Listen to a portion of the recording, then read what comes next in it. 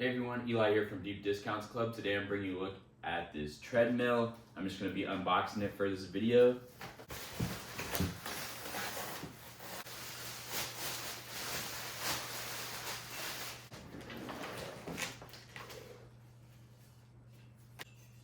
Once you have this arm bar in the correct position, you would go ahead and use these bolts to lock this into place. So here is the treadmill. As you can see, a very nice compact size.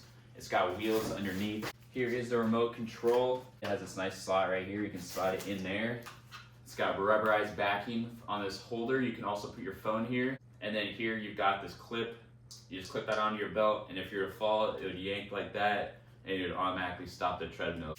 I went ahead and bolted this into place.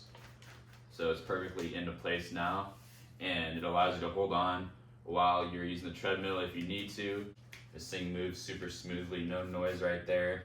Underneath you've got these suction cups. So it sticks down to the floor where you're using it and ensures that it stays in place.